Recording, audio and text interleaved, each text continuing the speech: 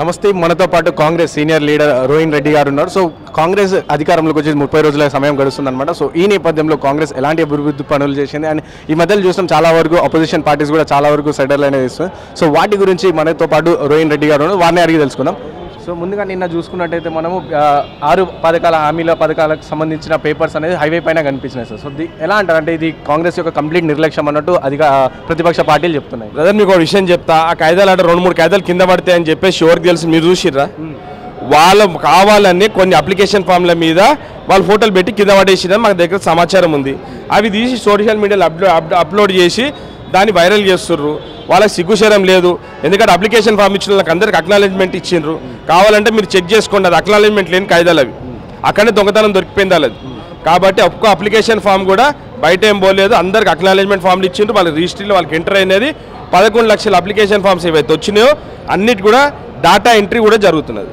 ఇంకోటి ఇదే 6 పథకాల హామీకి సంబంధించిన అప్లికేషన్ ఫామ్స్ ఇది ఏంటంటే ఖాళీ ప్రజల్ని మభ్యపెట్టడానికి, ఖాళీ ప్రజల కంటే మేము పని చేస్తున్నామని తెలియనికే ఇవి అప్లికేషన్స్ అనేవి నడుస్తాయి. సో తర్వాత ఇవి ఎట్లాగో రోడ్డు పైన పడేస్తారని అంటున్నారు సార్. దాన్ని వాళ్ళకి సిగ్గుశరం ఉండాలి. ప్రభుత్వంలోకి వచ్చినాక సకల జిల్లా సర్వే అని చెప్పి చేసిర్రు వాళ్ళు. ఆ సర్వే చేసిన తర్వాత ఇప్పటి వరకు ఆ సర్వేని బయట పెట్టిర్రా? కానీ రేవంత్ రెడ్డి గారు ముఖ్యమంత్రి అయినాక 7వ తారీఖు ప్రమాణ స్వీకారం చేసిండు. 9వ తారీఖు రోజు ఆర్టీసీ బస్సులో మహిళలకు బస్ ప్రయాణం ఫ్రీ చేసిండు. సుమారు 7 కోట్ల మంది మహిళలు బస్సులో ఫ్రీగా ప్రయాణం చేసిరు. ఆరోగ్యశ్రీ కార్డులు ఆల్రెడీ ఇచ్చిండు. ఇప్పుడు వీళ్ళందరూ కూడా 100 రోజుల్లో పాటు ఇవన్నీ గ్యారంటీ కార్డులు వాళ్ళకి అందజేసే విధంగా రేవంత్ రెడ్డి గారు ఆల్రెడీ కార్యాచరణ చేస్తుంటే వీళ్ళు మధ్యలోకి వచ్చేసి ఇవన్నీ కొత్త దుకాణాలు స్టార్ట్ చేస్తుంటే డ్రామా రౌండ్ ట్రింటింగ్ రౌండ్ ఎవరు నమ్మే పరిస్థితి లేదు.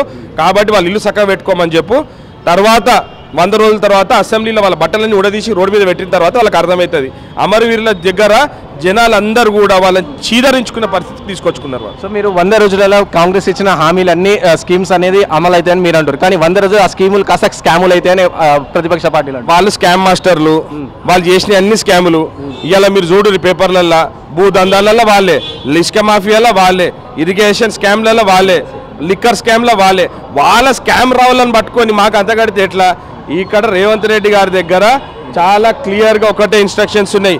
ఎవరైనా అవినీతికి పాల్పడితే వాళ్ళ తోలు తీసి డోలు కడతా అని చెప్పి రేవంత్ రెడ్డి గారు అన్నారు.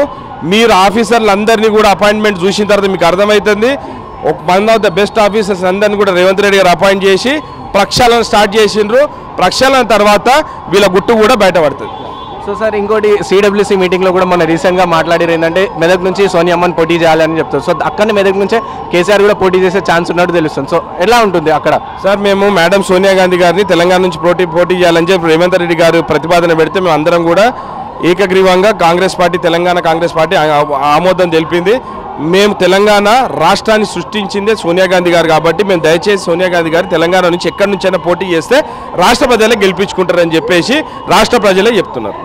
సో చివరిగా అంటే ప్రజలకు ఏమని చెప్తారు సార్? అంటే మీరు ఎలా ప్రభుత్వం 4 రోజులు గడుస్తుంది, సో ప్రజల నుంచి స్పందన ఎలా ఉండింది కాంగ్రెస్? మీరు ప్రజలను అడిగి తెలుసుకోండి. ఇంత బ్రహ్మాండమైన ప్రభుత్వం గత 15 నెలల నుంచి మేము చూడలేదని చెప్పేసి ప్రజలే అంటున్నారు. కాబట్టి రేవంత్ రెడ్డి గారికి సంపూర్ణ మద్దతు ప్రజలతోటి నాయకులతోటి ఉన్నది. ఇట్లాంటి డ్రామా రావు ట్రింటింగ్ రావుల మాకు సలహాలు అవసరం లేదని చెప్పి మేము చెప్తాను. Thank you sir. సో ఇది అనమాట కాంగ్రెస్కి సంబంధించిన సీనియర్ నాయకులైన రోహిన్ రెడ్డి గారు చెప్తారు ఏంటంటే కేటీఆర్ అండ్ హరీష్ రావుని సంబంధించి డ్రామారావు ట్రింటింగ్ రావు అన్నట్టు సెటర్లు వేయడం జరిగింది. సో ప్రజలు అనేది ఈ 4 రోజులు ఏదైతే కాంగ్రెస్ ప్రభుత్వం ఉందో కంప్లీట్గా వాళ్ళు సంపూర్ణంగా హ్యాపీగా ఉన్నారు. అండ్ నెక్స్ట్ ఎంపీ ఎలక్షన్స్లో కూడా కంప్లీట్గా కాంగ్రెస్ అధికారం అన్నట్టు రోహిన్ రెడ్డి గారు చెప్పిన పరిస్థితి అనమాట. వీడియో జర్నలిస్ట్ సతీష్తో రాణా ప్రతాప్, హైదరాబాద్.